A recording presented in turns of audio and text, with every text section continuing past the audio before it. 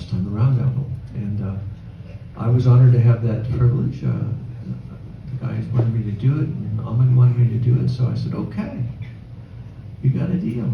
So the one thing that I didn't realize that, not only were these cats really talented, but they were creative, but they were cats. And if you've ever tried to herd cats, it's the worst thing in the world.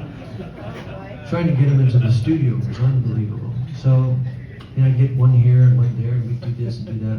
I just felt they should be recording together to get the great sound that they got. So I called Ahmed and I said, hey, I'm having a problem here, and I don't know what to do. And he said, well, let's get them in New York, Mid-Atlantic Studios. And of course, that was wonderful to me because I'd never been there. And boy, some of the best records I ever heard in my life were cut in that studio. So I said, sure. So we all got tickets, got on the plane. I get off, looking around and see Richie, hey Richie, how you doing? And Dewey was a little bit ahead, and I saw Steven because he had a cowboy hat on, and I knew that was him because nobody else in New York was wearing cowboy hats then. And but I couldn't find Neil, and I kind of thought maybe he missed the plane or something. So we finally get into the studio. It's 10 o'clock in the morning, and Richie's there, and I'm looking around, and I don't think Neil got on the plane. Stephen, I asked about anybody knew where he was, and Richie says, he may be down in the village. I thought, what is in the village? It could be so cool. Of course, never having lived there, I didn't realize it is a pretty cool place to be, especially when somebody buys you a ticket, right? So, and then if you're familiar with the band at all, those of you who follow the different members, Dewey Martin was a very spiritual person. He loved the spirits.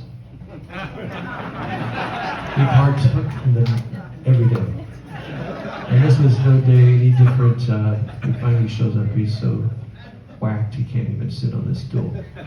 So, I said, Arif, he was there, I said, what am I going to do? I need some players. He said, well, you know what, I understand. He said, I'll get you the best players in New York. And he did.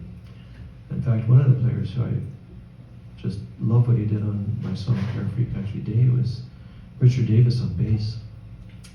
But what I didn't realize was these were the best jazz musicians in New York.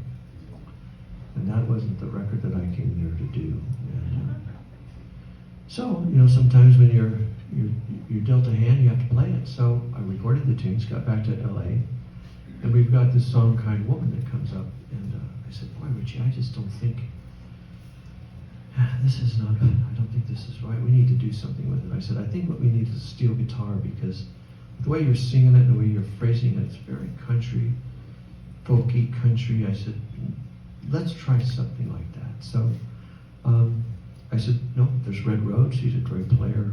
Buddy Emmons, Sneaky Pete, all these great players.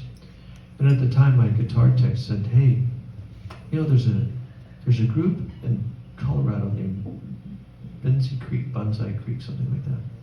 And they got a young steel guitar player, and he said, man, he's been playing since he was a kid, and I think he'd be great. I said, well, I don't know. Yeah, he said, but Red Rhodes and those guys, they all charge triple scale. I said, well, how much do you think that means? He said, oh, it's $700-800. Well, Holiday Inn was $25 a night. And plane tickets for $50, you get somebody from Colorado. So I said, let's get him out. So we brought him out, and he brought his best steel guitar, and I'm sure it was extremely expensive because it had all stainless steel rods, and it was custom, and his parents helped him with that. My parents helped me with mine, so lo and behold, as the story goes on, he opens it up at the studio, and they had dropped it from the airplane and broken it. It was just unusable. So he had this look on his face that only Rusty can have when he's bummed out. I said, well, look, Stephen wanted to learn how to play steel guitar, so he bought one on the road. And what do I know about steel guitars? Guitar's a guitar. So I went and had him bring it out, put it out, and he looked at it, and that looked like, oh dear. And later I found it was all wired backwards, and it was wired as opposed to stainless steel rods, and we pressed the pedal to have, the third go up, and it would go in one direction, and Stevens went in the opposite. So anyway, I put the tape on, as any good producer, engineer would do. Let's get going. Time is money, money is time. Roll the tape. He put a pass on there. The next one, I said, let's record. Put it down. And we went through the tune. And during the middle of this song, I looked at Richie, and I said, wow, this guy is really, really good.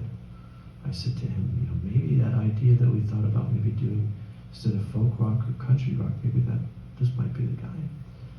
Lo and behold, it was the guy. And I'd like to do this song tonight in his memory. It's a song called Kind Woman.